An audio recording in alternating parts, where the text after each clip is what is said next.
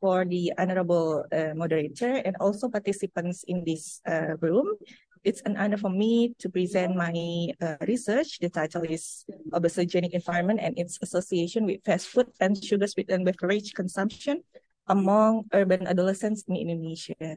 So it tells you the story about the consumption of the sugar-sweetened beverage. And I believe that, excuse me, I believe that at least one of us in this room has already drink sugar-sweetened beverage this morning. This is the outline of my presentation. I will start with the introduction, objectives, methods, and we will end up with the results and discussion. So we will start with the prevalence of overweight and obese among teenager age 5 to 19 years old in Indonesia. From the 2016, it showed that 1 of 5 children for age 5 to 19 in Indonesia are obese and overweight. It has impacted to the future development of adult obesity and also increased the risk of double burden of malnutrition in the low and middle income countries. And moreover, in Jakarta, we also facing the issue of the urbanization, which increased the prevalence of the nutrition transition from the undernourished to the overnourished in Indonesia. And it is caused by the consumption of the sugar-sweetened beverage and also fast food. And for the obesity, there are 2 modifiable risk factors. They are diet and also physical activity. And especially in the adolescent, the peers and the environment are more likely to influence their decision-making.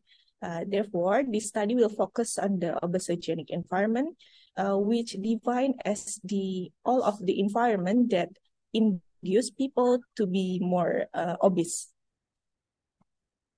So the objective of this study is to investigate the role of aspect of obesogenic environment, which are the food environment, including distance and availability, and other contextual factors such as the food delivery application use in shaping fast food and sugar-sweetened beverage consumption. The methods was cross-sectional study conducted between January to May 2022 at a high school in Jakarta, Indonesia. It involved 197 respondents.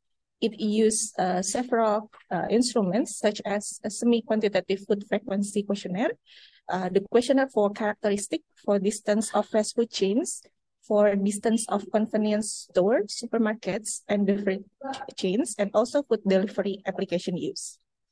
The data analysis using IBM SPSS by using chi-square test and independent test and set at the confidence interval at 95%. And this table shows you the result about the trend of fast food and sugar-sweetened beverage consumption among the respondents. It is shown that at least the respondent consumed the sugar-sweetened beverage at least 2 times per week, and also it contributes to the 132 kilocalorie energy intake per week. And also they said that most of them said that the sugar-sweetened beverage chain is accessible from their house. And another interesting result is the reason to consume the fast food and also sugar-sweetened beverage. Like most of them answered that it because of the taste preference. It means that the palatable characteristic of the sugar-sweetened beverage and fast food is attracting adolescents.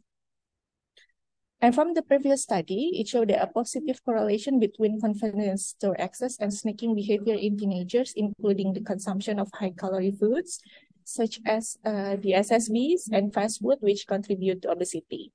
And regarding to the taste preference, in addition to the availability, of course, is a major driving factor in fast food and sugar-sweetened beverage consumption among children and adolescents.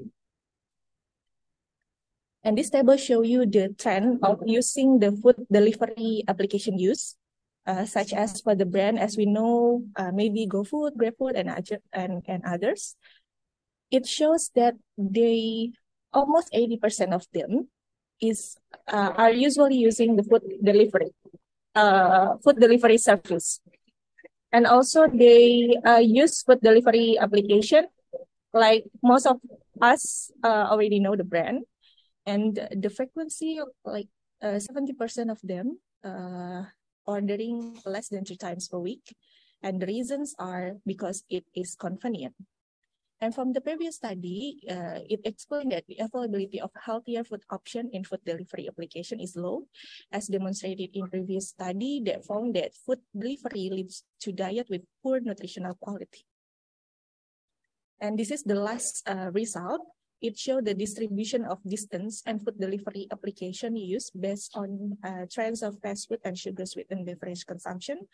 I divide the trend of consumption into 2 categories. The first one is less than and equal 1 time per week, and more than 1 time per week. And it showed that the convenience, the fast food restaurant distance is lower or is nearer in the person who consume more than 1 time per week. It also applies with the convenience store or supermarket distance. It is nearer for the person who consume it more than 1 time per week. And for the frequency of food delivery application, it seems that people who consume the sugar sweetened beverage higher than 3 times per week is also more likely to consume the sugar sweetened beverage more than 1 time per week. So the conclusion from my study is the result of the study suggests that food environment, such as distance and availability, and also the contextual factors such as the food delivery application use, are drivers of fast food and sugar sweetened beverage consumption among urban adolescents in Indonesia. However, further studies are needed to investigate the calorie and nutritional quality of fast food and beverage available to urban adolescents to identify the implications of the food environment on the burden of malnutrition in the urban setting, particularly in the low and middle income country. I think that's all for my presentation. Thank you very much for your attention. I will give it back to the moderator. Thank you, Ibu Imas. Wow, this is very interesting research. That as far as I know, that the obesity, especially for teenagers, raised because they consume too much sugar in their daily intake. For example, when they go to the convenience store to have snacking like Mixu or Este or Family Mart, they consume so many, it's like soda. You know that soda contain a lot of high calorie of sugar, as far as I know. But your research say that it is not the only reason make the teenager become obese. The other reason is the environment and the drivers for taking the fast food, right? The convenient, the place, and also how convenient they are to order fast food from online platform. Is that correct, Ibu Imas? Yes, that's correct. Oh, okay. Okay, now I'm open question from the participants. Any question for Ibu Imas Arumsari regarding her research? May I ask the question, Bu Yurita? Sure, Ibu Ermina, you can directly ask Ibu Imas. Thank you, Bu Yurita. Bu Imas, there's another interesting research I hear for today. Actually, we know that what we call sugar sweetened beverage, right? And then we know that, sorry if I mentioned the brand, Coca-Cola, Coke. Now they produce several products like zero sugar and then less sugar or whatever they said. Is it still categorized as sugar sweetness or maybe apakah itu benar-benar zero gitu? Karena kan sekarang maaf kalau saya pakai bahasa Indonesia aja agak susah. Orang kan Coca-Cola nggak bagus, tetapi kan sekarang produknya ada yang sudah zero gitu, ada yang sudah light atau diet Coke lah katanya gitu. Apakah itu masih tergolong sehat atau masih tergolong minuman yang tidak sehat itu? Mungkin mohon penjelasannya Bu Ines. Terima kasih.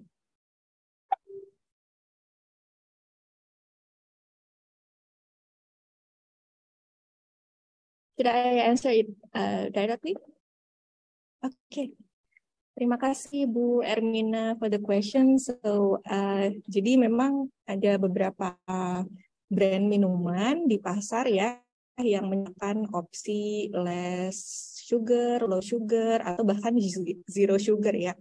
Jadi memang kalau dari peraturan pemerintah, kita ada regulasi yang namanya produk itu pilihan lebih sehat, atau kalau di bahasa Inggris kan itu di beberapa kemasan healthier choice gitu, ada checklist warna hijau, nanti mungkin bisa dicek di produk-produk.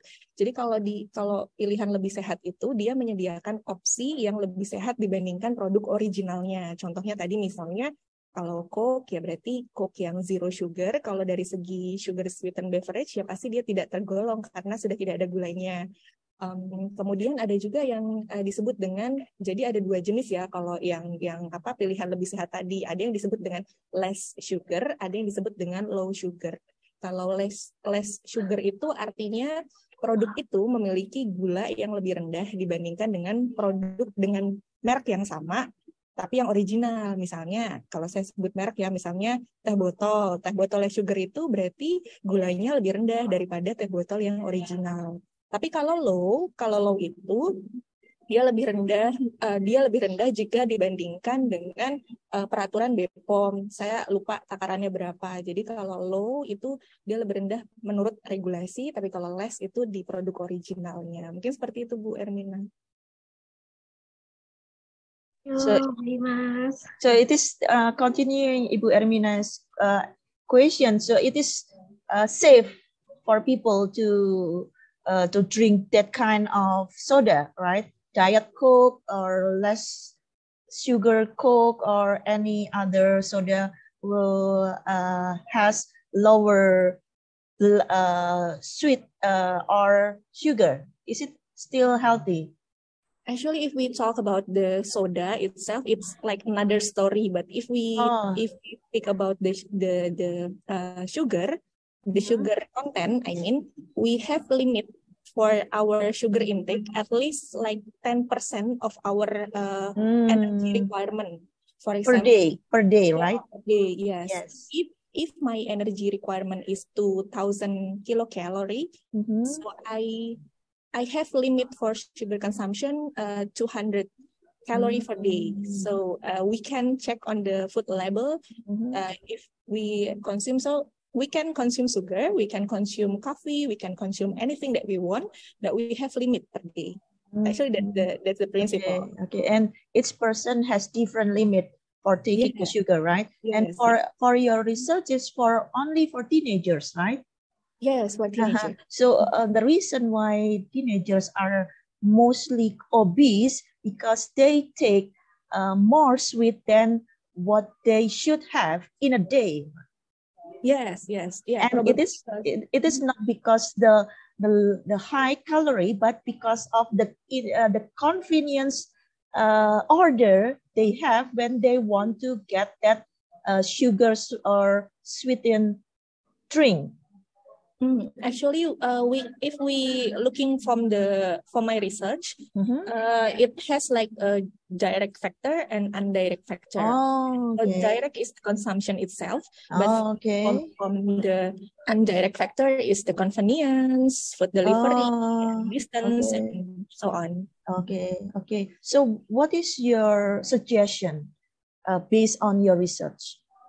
For suggestion, actually, I saw that most of us in this room are expert in education. If I'm not mistaken, I saw from your presentation previously. We can start from the school actually. For example, from the canteen, from the school canteen, we can provide only like mineral water for them because they buy. Most of them can buy because it's available near them, so we can modify the environment actually at school because they spend most of the time in the school, right? Okay, so basically it starts from their environment, not only from school, maybe also from the family, right? Yes, So parents should serve more healthy drinks for their children, something like that. Yes, yes. Okay, I think the time for Ibu Imas Arumsari Sarjana Gizi MSc is already up. Thank you very much, Ibu Imas Arumsari. It is very nice presentation. Give a big hand for Ibu Imas. Okay, the next one is Bapak Dr. Raden Heri Solehuddin MM. Bapak Heri Solehuddin is here. Please unmute, Pak. Oh, okay. Okay, Pak Heri Solehuddin MM, Pak Dr. Heri Solehuddin MM. And the title is The Urgency of